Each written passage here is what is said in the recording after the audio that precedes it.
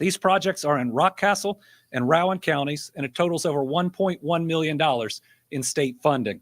The Rockcastle County project also includes regional support from Garrett and Lincoln counties. I've said this before, in the last 4 years, we are seeing more cooperation amongst our counties than I have ever seen, and it's a huge benefit.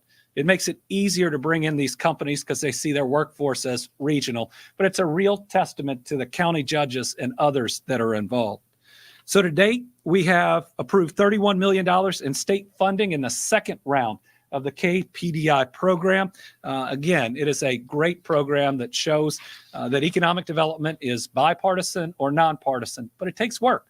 It takes investment, and grateful the General Assembly has provided the dollars for us to continue to do this good work. Over this last week, I was continuing to work on economic development as I visited Japan and South Korea. These two countries are an incredibly important part of our success in Kentucky, both in the last 40 years and certainly in the last 4 years. The Commonwealth is home to 200 Japanese-owned facilities that employ 47,000 people, and 7 Korean-owned facilities that employ 1,200 people. We met one-on-one with 18 companies that currently employ over 15,000 Kentuckians and have announced another 7,000 full-time jobs. They include Latte Aluminum. The Latte company is enormous. SK On, we got to meet with the number 2, the vice chair of all of SK. DAEIL, Dial, Infac, which is down in Campbellsville, and you might remember announced a doubling of the size of their facility, and Toyota, as well as Suntory. But going back to Toyota, this was pretty special. They hadn't told us, and not many of their executives knew, but the chairman, Mr. Toyota, from the family, came to the meeting. It was special to see what Kentucky means to that enormous company, how they view us as an important part of the chapter of their, an important chapter in the history of their company. Mr. Toyota got to walk me through how their company started with, I believe it was his great-grandfather, making an invention about a loom so that his mom could go to bed at night and didn't have to sit up with it all night. I mean, what a special way for a company to start with, not just innovation, but out of how much you care about your family members. This was an incredibly warm meeting. Toyota told us that they continue to invest in Kentucky, recently a $1.3 billion investment, and that they are going to be a big part of our future. Also great meeting with Suntory as they continue to invest in their distilleries all around Kentucky. We are grateful to these companies. Since I took office, the companies we met with have announced investments of over $10 billion in Kentucky. And on top of that, had the opportunity to continue to make good connections within the governments of these two countries and the Commonwealth of Kentucky. So I got the opportunity to see again Governor Omura. He is from the Aichi Prefectural Government of Japan. That's kind of one of their states, one of their provinces. And this is their state that has the largest number of companies that have invested in Kentucky. I hosted him here 2 months ago, got to see him again, both in a meeting where we signed a new memorandum of understanding that will help guide further investments between his state and ours, as well as a reception we held where we had a huge number of Japanese companies come, and he participated and helped us with that. I also got to join Secretary Jim Gray to meet with the National Police Agency of the Republic of Korea to sign a driver's license reciprocity agreement. We were either the 25th or the 26th state to enter into that type of agreement with them. It's something very important for their executives and ours because it works both ways. So now as a Kentuckian, you can drive in Seoul. But it's very important for executives both ways to not have the hassles, to make sure that we are as welcoming of a state as possible. I really enjoyed meeting with U.S. Ambassador to Japan, Rahm Emanuel. We had a great conversation about Japan's investments in Kentucky, and he had a lot of great words in our reception about Kentucky, and I appreciated what he said about Kentucky's current leadership. It was very kind of him. All right, moving on to the end of our fiscal year. I want Kentuckians to know we've now closed the books on the 2024 fiscal year. Compared to the fiscal year 2024 budget, that was enacted in the 2022 legislative session, the fiscal year 2024 ended with the largest budget surplus ever, about $2 billion, most of which came from the $1.4 billion revenue surplus. So let me just go through those. The revenue surplus is how much revenue came in over expectations. The budget surplus includes a lot more than that. That was overall revenue compared to spending. And so $2 billion or close to that is our overall budget surplus for fiscal year 2024, our biggest and our best ever. That shows two things. One, a red hot economy, and second, strong fiscal management. What this does is set us up to be able to make important investments moving into the future. It helps set the table because some of that was already budgeted for the next budget. Record amounts going into water, sewer, economic development, and a number of other projects that were included in that budget. I want to thank John Hicks as well as our budget office for everything they've done, and congratulations to Kentucky on now 4 straight years with $1 billion plus budget surplus. Every year I've been in office that we've had the full fiscal year, we've now had $1 billion plus budget surplus. We know how to not just run a balanced budget, we know how to run a revenue positive budget that allows us to have more dollars to put into our kids, to our families, and to our infrastructure. Based on the fiscal year 2023 data released by the National Association of State Budget Officers this past spring, Kentucky ranked 6th of the 50 states in the balance of the budget reserve trust fund balance as a percentage of general fund spending. So that shows you how we budget. And we've done this by, at the same time, breaking every export record, every tourism record, and now every fiscal record within the state. So what I see is a sense of optimism across Kentucky. That's not just me. I stand with Republican legislators and their districts, and we all talk about how things are looking up.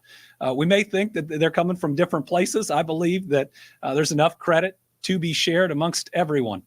But the fact that we are optimistic at a time where pessimism seems to hang over our country shows we know how to do this right. And I'm grateful for everyone from every party, red, blue, or otherwise, that have helped make this happen. So congratulations to Kentucky on its biggest budget surplus ever. Moving from that to another promise that I made, and that's to rebuild every home and every life from the natural disasters that have struck us. This weekend marks the 2-year anniversary of the historic flooding in eastern Kentucky that took the lives of 45 Kentuckians. Many families lost everything they had, including their homes. I remember standing in Knott County at the site where we lost those kids. Home was gone, and there was just a little plastic swing that was remaining. Knott County judge, who's a friend of mine, who's become a friend of mine, stood there and prayed for that family, and I hope some level of peace has come to them and to everyone else. I think about the family where they still haven't recovered the body of the last victim, and how that must hurt and continue to hurt even 2 years later. And I think about the families, including one at a state park, that came in and were hugging on the cashier, who was their daughter, who told me that their parents had lost absolutely everything, and that the clothes that they were wearing were the only clothes that they had. From the moment those flood hit, though, we saw neighbors helping neighbors. We saw what is truly great about Kentuckians.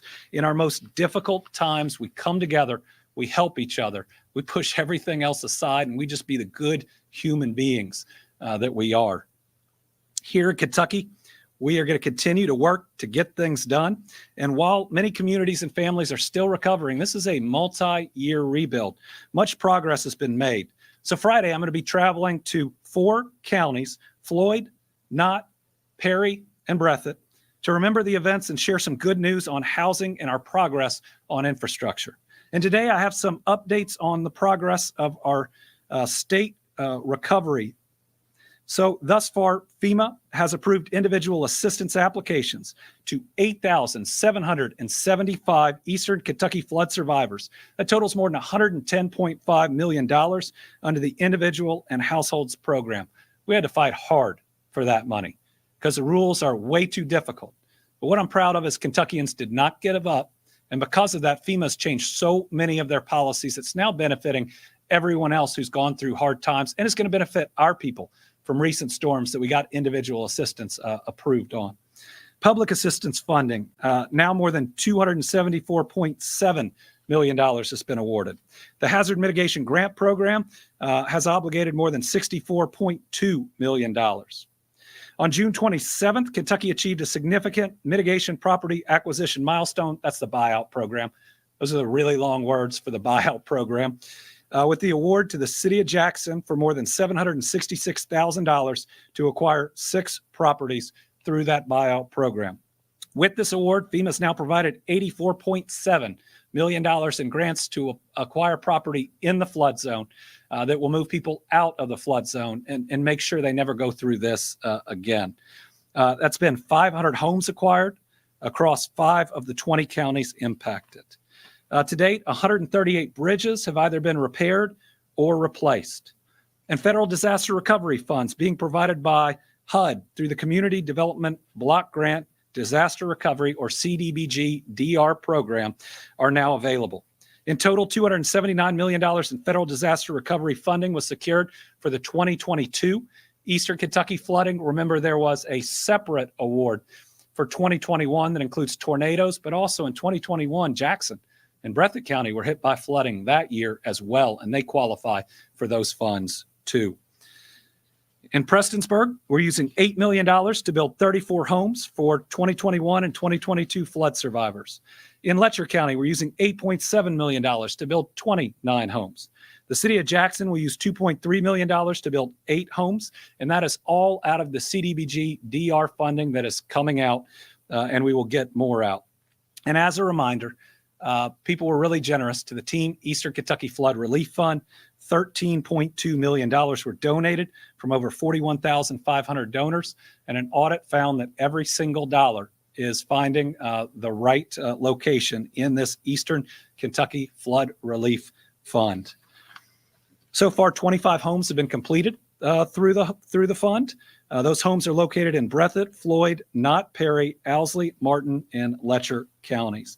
We'll also on Friday provide an update on our high ground communities. The hardest work in all of these is getting the utilities there, is running the electricity, is getting the water and the sewer. But because that work has been underway and is certainly underway at the moment, we're going to see homes coming up this calendar year in Knott County, in Perry County, and in so many others of these communities. So Friday, tomorrow, I will be in Eastern Kentucky with a lot more updates on a lot of progress that's occurring.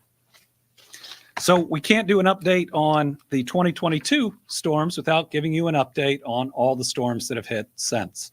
So over the Memorial Day weekend earlier this year, a severe weather system swept through Kentucky and tragically took the lives of 6 Kentuckians.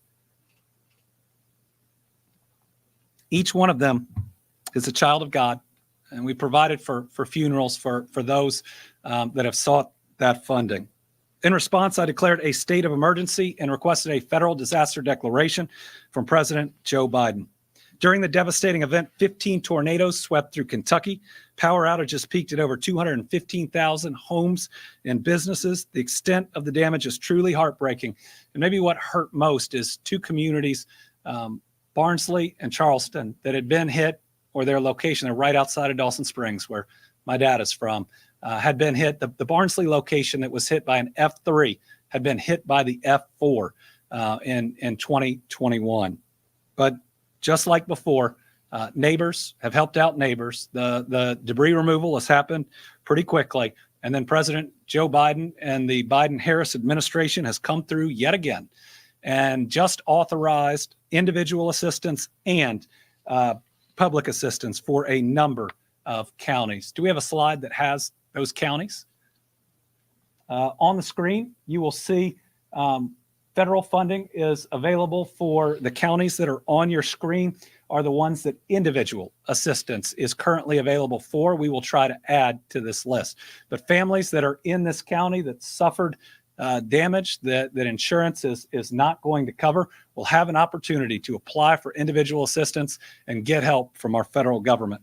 In addition to that, 58 counties qualified for public assistance, which will help the county, cities, and the state to rebuild.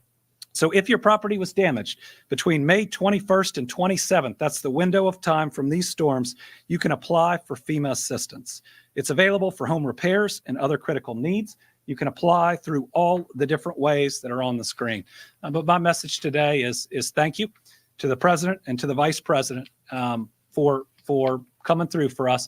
But I also want to thank our federal delegation, our senators and our representatives who strongly supported this application. And they have every time, regardless of their party, regardless of any disagreements with me or with the president. This is one where we have all come together to do the right thing each and every time. So I'm grateful to our entire federal delegation. Thank you for their work and their continued work. This is what we do best.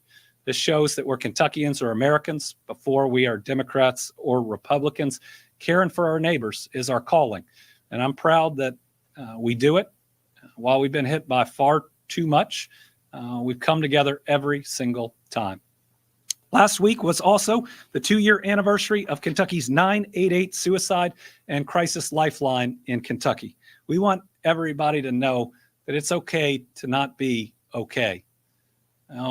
The amount of mental health challenges that are out there in our country right now, it at least feels like it's the most that we've ever faced. And I want people to know that there is this hotline where people are standing by, they care about you, they want to help you, and they have special and specific training to be able to do it. This is the version of 911, 988, to help in a mental health crisis and to get the very best support immediately. Since the launch of 988, compassionate trained counselors, because that's what they are, have received more than 84,000 calls, 25,000 text messages, and 15,000 online chats from Kentuckians. Currently, our network of 13 in-state call centers has answered the phone on an average of 23 seconds. That's 13 seconds faster than the national average. We're working on a 14th call center because these services are needed, and we want to answer the phone even faster. And there's more good news. There's been a 28% increase in calls routed to in-state centers since the launching of 988, meaning more Kentuckians are being helped by Kentuckians. We want to help all the people within our state. We want to meet all of our mental health needs. We're building out networks, and 988 has been a critical and important one. So thank you to everybody involved in the 988 crisis hotline. Today, I also want to give an update on how we're supporting our wonderful veteran organizations through the Veterans Program Trust Fund. Our military veterans represent the best of Team Kentucky, and they deserve the best from Team Kentucky. From day one, one of my top priorities has been to create more opportunities, prosperity, and success for all of our families. And we have a chance to do that in a way that no generation has ever done before. But let me be clear, the American dream is only possible because of the dedication and the sacrifice of our veterans and our active service members. I was proud to have been to have appointed a board that allocates the funds that we receive through the veteran license plate purchases and renewals to support important veterans organizations. Following last month's meeting, the board's approved and awarded, first, a grant in the amount of $11,000 to Project Healing Waters. That's a Louisville program to provide the necessary equipment for veterans to participate in fly fishing. The Kentucky Wounded Heroes was awarded more than $28,000 to provide an opportunity for wounded veterans to travel and experience the outdoors while experiencing fellowship and reconnecting to nature. The Heather Renee French Foundation for Veterans was awarded $15,000 to provide the 2024 military education display at the Kentucky State Fair. It's one of our most visited displays. Visual presentations, $10,000 to honor our veteran community with a Veterans Day Parade. The Kentucky Minuteman Relief Fund was awarded $50,000 to provide financial grants to the Kentucky Army and Air National Guard members experiencing periods of financial distress during natural disasters. The Veterans Walking Wounded Project was awarded $20,000 to help the Fayette County Veterans Drug and Treatment Court Program. The National Association for Black Veterans was awarded $22,500 to honor veterans and their families through a Veterans Day Parade. The indigent burial internal was awarded $25,000 to provide reimbursement costs incurred for burying an indigent veteran. The total fund grants were more than $181,500. That is the most ever awarded from a single meeting for the Veterans Program Trust Fund. If you're interested in helping, you can support the program by visiting veterans.ky.gov. We will continue to work hard to fulfill our mission to our veterans. Scripture reminds us, carry each other's burdens, and in this way, you will fulfill the law of Christ. As a Kentuckian, as an American, we'll continue to give thanks to the bravery, the selflessness, and the sacrifice of our veterans. And finally, I am recognizing our Kentucky State Police civilians, employees as this week's Team Kentucky All-Stars. Would you all join us up here?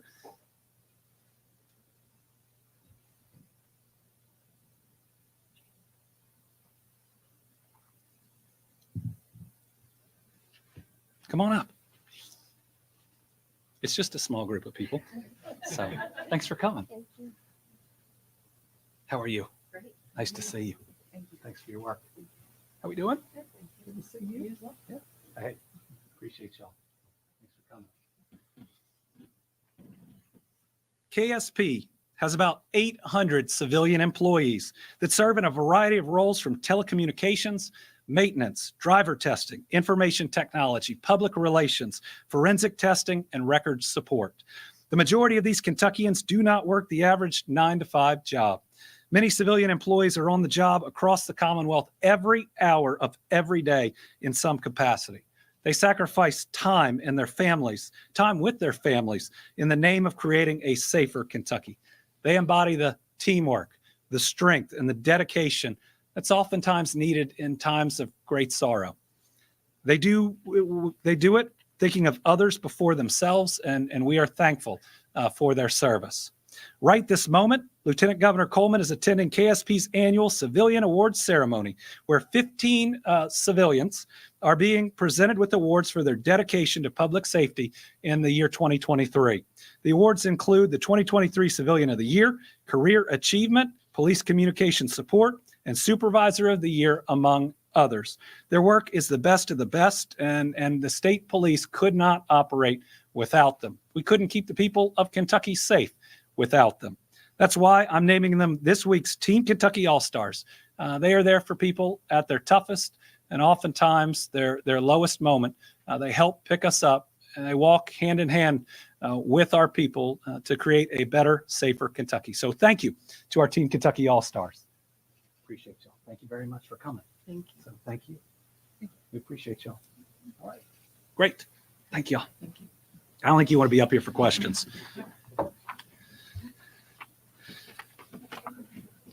All right. I think we have some questions. We'll open it up for questions. The way we've always done this is I have the confirmed list. We'll go through and allow everybody to ask a question. We have so many people that if your question's already been asked and you don't want to, that is okay. But let me start out with a statement, because I do believe I'm likely to be asked a question over and over. And I'm going to tell you up front, this is my statement on it that I'm likely to repeat. I am honored to be considered, and regardless of what comes next, I'll do everything I can between now and Election Day to elect Kamala Harris as the next president of the United States of America. You all know what question that is in response to, and that is my full statement on that topic. Okay, so we will start with Joe Sonka. Thanks, Governor. With all the vice presidential speculation right now, I have some foreign policy questions for you, specifically on the conflict, the Israeli conflict in Gaza. So I'm going to rattle these off real quick for you. First of all, do you support an immediate ceasefire in that conflict? 2, do you support conditioning U.S. military aid on Israel limiting civilian casualties? 3, do you support a two-state solution? And last, do you approve of the Biden administration's foreign policy towards Israel since the October 7th attack by Hamas to today? Foreign policy is set by the President of the United States. Israel is a strong ally of the United States. When you have disagreements with a strong ally, I think you have them privately, and I don't think you can litigate foreign policy through the press. Bodie Brooks. Thank you, Governor. I have a bit of a two-part question, if you can indulge me. First, the national appearances you made this week on CNN and MSNBC, were you invited on to make those appearances, or did you request to make those appearances? Second, because of those interviews, you were being characterized as an attack dog for Vice President Harris on Senator Vance's record. Do you agree with that characterization, and are you comfortable playing that role? Well, I was invited on each of those, and invited on each of those before we saw all this news that came out. What I said about J.D. Vance isn't because of anything that is rumored about me or any role he stepped into. It's because he has exploited and attempted to attack my fellow Kentuckians, and it's my job as governor to stand up when that happens. To spend some summers or parts of summers or weekends or come into special events and then to claim that you know the people of Eastern Kentucky, the culture of Eastern Kentucky, to make money off of that claim and then to call our people names is just not acceptable. If anybody else had done it, I'd be speaking up too. Listen, I'm from Kentucky. This is my home. It will always be my home no matter what, and I will always stand up for our people. Rebecca Grapevine. Yes, Governor. You may be soon perhaps getting Secret Service protection, and I wanted to know about your stance about the agency's Trump rally failures, and also whether Whitney would maintain a friendly stance towards the Secret Service. Whitney has a friendly stance towards everybody. Thankfully, she doesn't bite anybody. Listen, I've got a great KSP detail that keeps me safe every single day. And no matter what is going on, I fully trust them and would want them to be involved in anything and everything around me. These are people that have protected my kids the last 4 years. They're very special to us, and I consider them an extended part of my family, and I'm still here, even after all the threats that would come in during COVID and everything else. So I fully trust them with my security. What happened with the shooting at former President Trump is absolutely unacceptable. It is a full failure by the Secret Service. Every American deserves to be safe and feel safe wherever they are, and that includes Donald Trump, and it includes anybody at a political rally. But the thing I hate most about all that is the individual who lost their life. Now, they went to support a candidate. That's part of what makes us American. That's part of our system, and it shouldn't matter whether you agree or disagree with that individual's candidate. No one should ever lose their life when they're showing up to express their First Amendment rights. So the Secret Service better do better, and I think what you saw is bipartisan condemnation that these things just shouldn't happen. Liam. Governor, I wanted to ask about President Joe Biden's recent Oval Office speech explaining why he stopped his re-election campaign. He said in that speech that nothing can come in the way of saving our democracy, and in the recent past, he's defended calling Trump a threat to democracy. Of course, it's been reported that Trump, following the 2020 election, asked the Georgia Secretary of State to find votes, and also it's been reported that Trump pressured local election officials in Michigan not to sign certification of the election. Do you personally think Trump is a threat to democracy? Yes, I do. Former President Trump refused to accept a full and fair election, took steps to try to overturn it, but also incited a mob that attacked our U.S. Capitol. We deserve better. I can't believe that he is somehow a presidential candidate after all of that. And it just shows why we need, after this election, to get to such a better place. The temperature of our country is too high. Too many people yelling at each other simply because of their party registration. We're supposed to be Americans first before we're Democrats or Republicans, and we seem to have forgotten that. Now, I believe Vice President Harris is the candidate that can help lead us past that. I think she, like me, governs where people live, where they wake up each morning and the things that they're worried about. I talk about those all the time, like jobs. You look at the IRA and how it is helping us to reshore companies and create good jobs in Kentucky and across America. That's a better life for families, whether they're Democrat or Republican, coming into it. She believes in public education. Today, she is in Texas with AFT, just like this morning. I was with JCPS, telling them very clear that public dollars are for public schools, and I will do everything I can to defeat Amendment 2, which aims to defund our Kentucky public education. I've been pro-education and pro-teacher every day of my public life, and I still view one of my best and greatest accomplishments when we overturned that sewer bill and protected the pension of every teacher, police officer, firefighter, and social worker throughout this state. She worries about the roads and bridges that people drive every day. Think about what the bipartisan infrastructure law is doing. I mean, we are actually building the Brent Spence Companion Bridge after 3 administrations claimed they'd do it. We are doing it. And she's pro-healthcare. She made the challenge that Kentucky responded to, talking about the truth that maternal mortality in this country is unacceptable, and asked that we expand Medicaid for a full year for both the mom and the new child. We answered the call and did that. But then also think about the BEAD program they pushed through, bringing internet access to every home across Kentucky and across America is going to allow our people to connect and get virtual healthcare at a level that has never been done before, meaning everyone will have access, sometimes out of their own home. We need better in this country. We deserve better in this country. And I believe Vice President Harris is going to lead us to a better place. Alex. Thanks, Governor. When are you going to meet with Vice President Harris's campaign? I am honored to be considered. And regardless of what comes next, I'll do everything I can between now and Election Day to make sure that the Vice President becomes our next president. Sarah. Do we have Sarah? No. Dave Mattingly. Governor, 7 months ago, we sat in this very room in an interview, and you told me that you had no interest in a national office. I'd like to know what's changed. I love this state and I love this job. My kids are happy. We're making record progress in Kentucky. Again, the only way that I would consider accepting anything else is if I believe that I can help this state and this country more in a different way. Listen, any change, it would admittedly be disruptive on my family. But if we can help the United States of America get to a better place, well, that's better for my kids too. And my life changed with the birth of my 2 kids. I had a good job in the private sector. We were comfortable, but that day, I looked at them a year and 3 days apart, those 2 instances.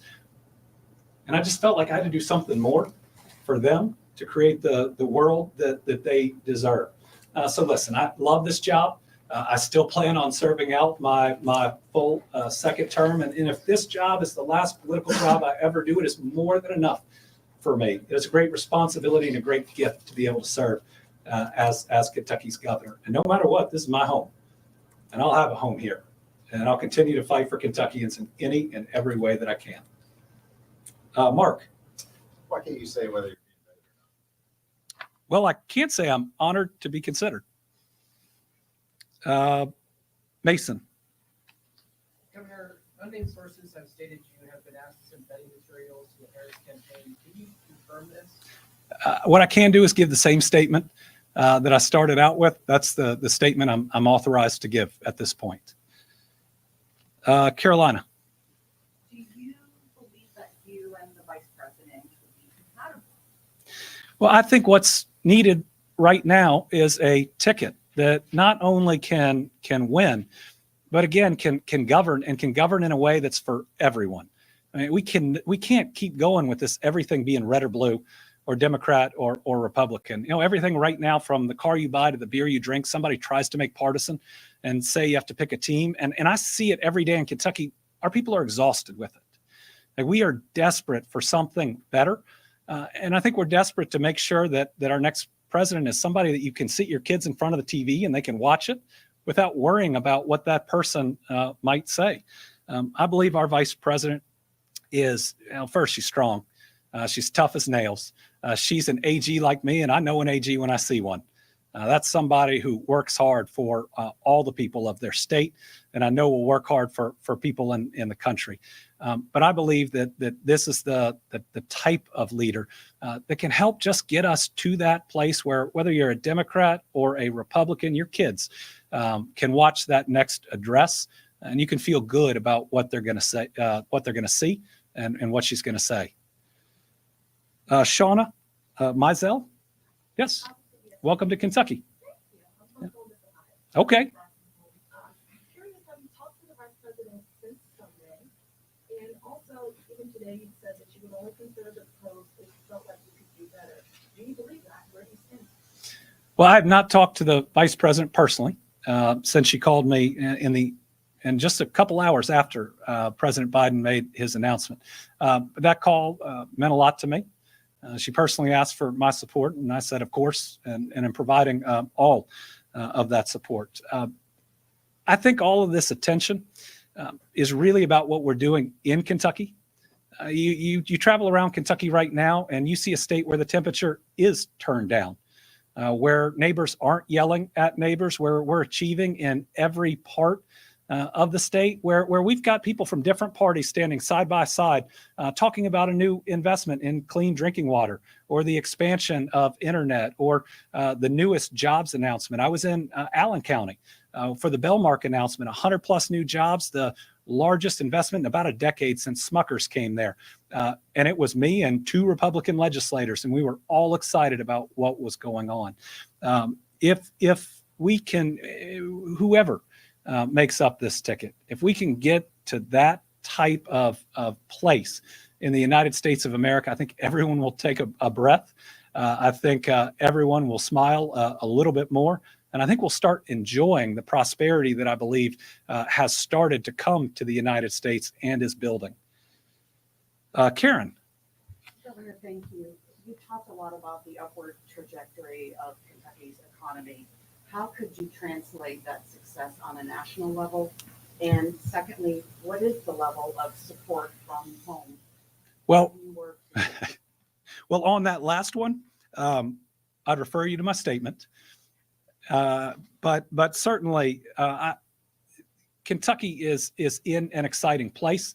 And part of the reason that we're here is that we recognize that the signing in the Rose Garden, or when I sign bills right over here, that's not the end. It hadn't created one job. Like the signing of the bipartisan infrastructure law, the Inflation Reduction Act, were exciting moments. But you then got to go out and do the work. That's us building the 2 largest battery plants on planet Earth.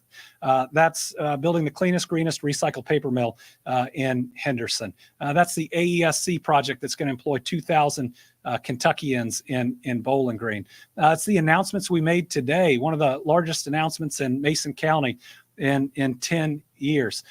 What a governor can bring to the table is knowing how to get it done, knowing how to get the dollars that are allocated by these projects out there. And there's always room for improvement on the speed that you can get those dollars into a community, because every day that we get held up in any type of red tape is a day that those jobs aren't being created, a job that internet is not getting to that house.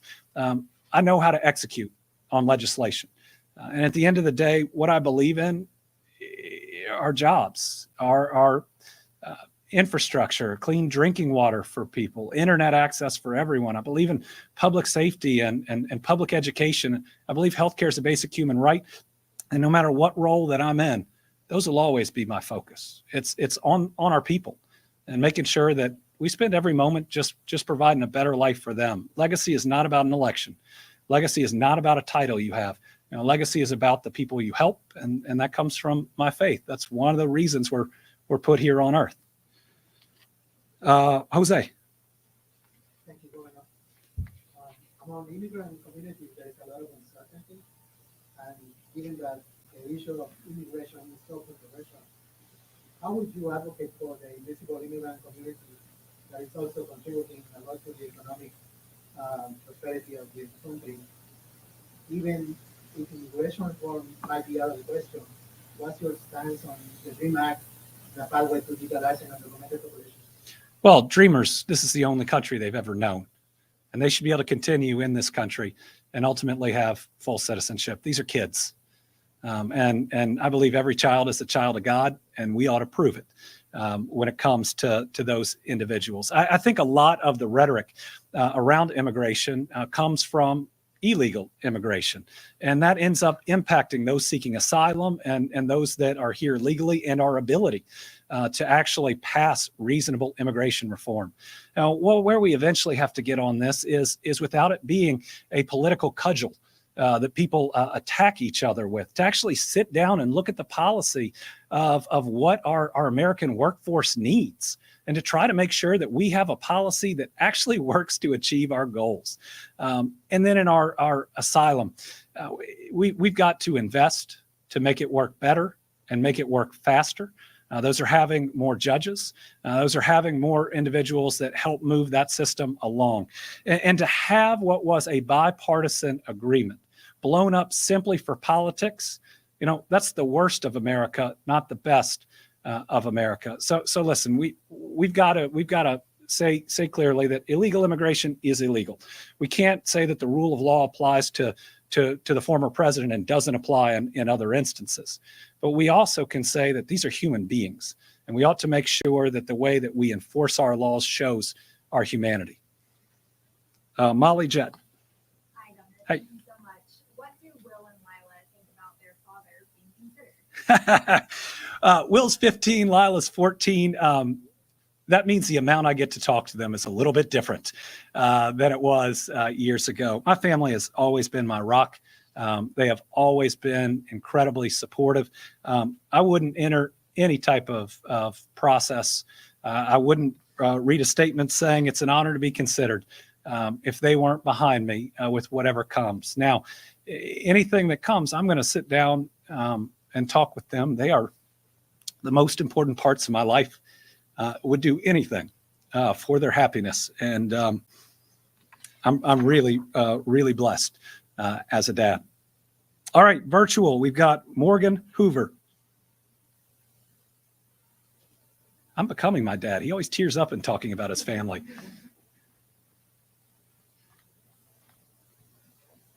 Hi, Governor. I'm curious to know if there's any other initiatives or projects in place for the work to support, but to really sustain the growth that Bowling Green has been experiencing. Yes, and there's even specific money in the budget to help on the infrastructure side in Bowling Green, provided we get certain assurances from some large companies that are there. I think you will see us be able to move on that soon. And when we do, it'll be really exciting news for Bowling Green. Bowling Green and Warren County were also the biggest beneficiaries of a couple of housing announcements that we recently made. Those are affordable housing announcements. One is the largest single housing announcement, though it's a group of announcements that our state has ever seen. Bowling Green is growing like crazy. We're really proud of you, and we want to be a good state partner. All right, and Sydney St. Clair from WTVQ.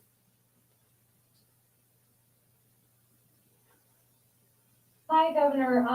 So, there's been some discussion about you maybe entering into a cabinet position. If that were to happen, would there be a special election for governor, even though lieutenant governor would be the interim governor? Oh, I haven't heard anything about that. And, I don't have any thoughts on that. I love being governor. That would be a hard sell on me. Yes, ma'am. Yes, thank you, Governor. KYT? Yes. Okay. Jessica. Hey, Jessica. So we've seen a lot of lawmakers from particularly swing states make their cases on national television, states that are a lot more electorally in play than Kentucky is. So, you say you want to do everything for Kamala Harris to win. Kentucky is a long shot, to say the least. Why is it important for you specifically to make your presence known on these national platforms for Kentuckians? Well, I want to do everything I can to support the vice president, her election for president. And part of that is speaking to the people of the United States of America. Now, we've had an ability here in Kentucky to cross the aisle. It's about talking to people and not talking at them. It's about being focused on the things they care about the most. That's not the issue of the day in DC. Again, that's jobs and public safety, infrastructure, public education, and healthcare. It's about showing up in times of great difficulty and then sharing your why. You know, the nicest thing people say to me isn't I agree with everything that you're doing. No, that's pretty nice to hear.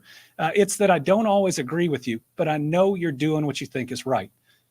I talk about my faith because it's important to me. It's part of who I am, but it also helps people to understand my decisions. You know, when I vetoed the nastiest LGBTQ bill, I did it in an election year. I knew they'd use it against me, but I believe every child is a child of God, and I believe that those children needed somebody standing up for them in Frankfurt, that they needed to know that someone in their government really cares about them. You know, I think I'm a person that when you hear him talk to you instead of at you, you recognize that I want to listen to you, and my entire goal in this thing is to better your lives. That opens people up. That allows them to maybe think differently or even potentially vote differently. Okay, I think that is all of our questions. Folks, I've been a person that when sometimes I've gone over the line, I've wanted to make sure that I set the record straight. So I do owe an apology to Diet Mountain Dew. Ale 81 is definitely the soft drink of Kentucky. But I don't believe that government should be making your decisions. So if you enjoy Diet Mountain Dew, you be you. We want to support you. And to Diet Mountain Dew, very sorry. Didn't mean to say negative things about you. Just remember, I am from here, just like everybody else that's speaking out. Thank you all very much. Thank you, Governor. Thank you.